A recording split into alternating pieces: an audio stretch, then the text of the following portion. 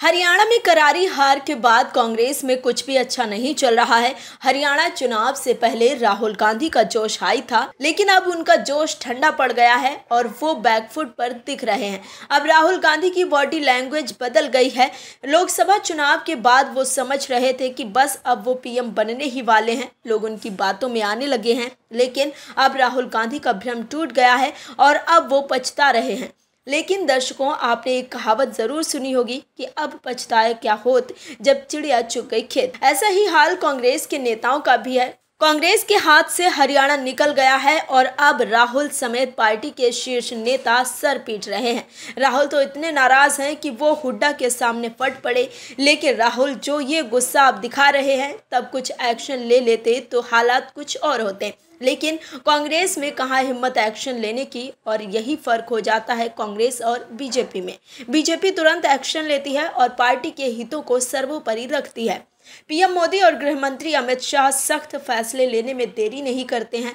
बीमारी ठीक करने के लिए कड़वी दवा देनी पड़ती है। ऐसे में एक लीडर को देश और अपनी राजनीतिक पार्टी को सही दिशा में ले जाने के लिए समय समय पर कड़े फैसले लेने पड़ते हैं, जो पीएम मोदी हमेशा बिना देर किए लेते हैं।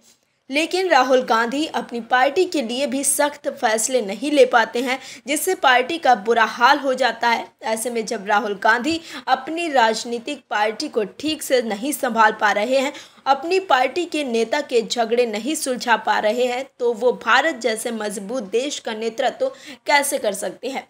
अगर पाकिस्तान जैसे दुश्मन देश हम पर हमला कर देगा तो वो कोई फैसला ही नहीं ले पाएंगे कि हमें किस तरह से जवाब देना है, और कांग्रेस के कार्यकाल में होता भी था।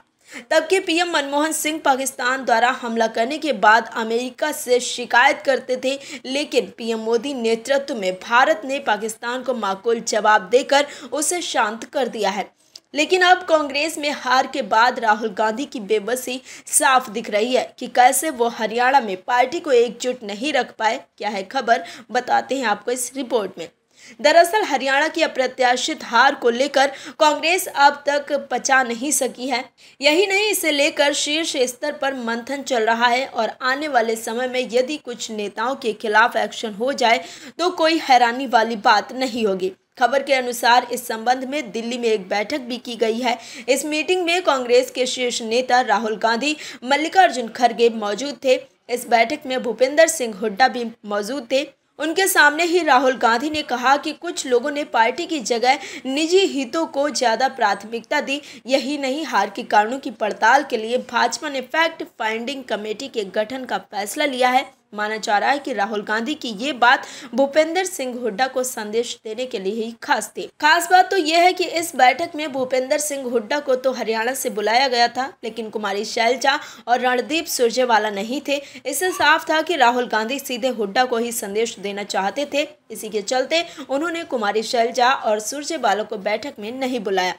राहुल गांधी ने कहा कि पार्टी की जगह निजी हितों को ज्यादा प्राथमिकता दी गई। उदय भान भी इस दौरान थे। कई लोगों ने तो मंच तक शेयर नहीं कर रहे थे और भाजपा ने इसका पूरा फायदा उठाया। राहुल गांधी ने कहा कि पार्टी की जगह निजी हितों को ज्यादा प्राथमिकता दी गई। उदय भान भी इस दौरान थे। पार्टी सूत्रों ने कहा कि राहुल गांधी इस बात से बहुत नाराज हैं कि आखिर कैसे कांग्रेस ने जीती जिताई बाजी को हरा दिया।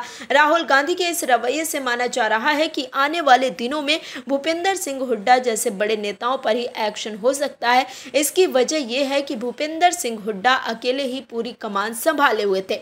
कुमारी शैलजा से उनके मतभेद साफ थे और मंच शेयर तक करने के लिए दोनों तैयार नहीं थे। दोस्तों, हुड्डा साहब ने जिस तरह से हरियाणा में कांग्रेस को हाईजैक किया था, कांग्रेस की हार उसी समय निश्चित हो गई थी। लेकिन सवाल है कि राहुल गांधी क्या कर रहे थे? क्यों राहुल गांधी कांग्रेस की गुटबाजी खत्म नहीं कर पाए? Bureau report, OMH news. और भी वीडियोस देखने के लिए चैनल को सब्सक्राइब करें और बेल आइकन को दबाएं।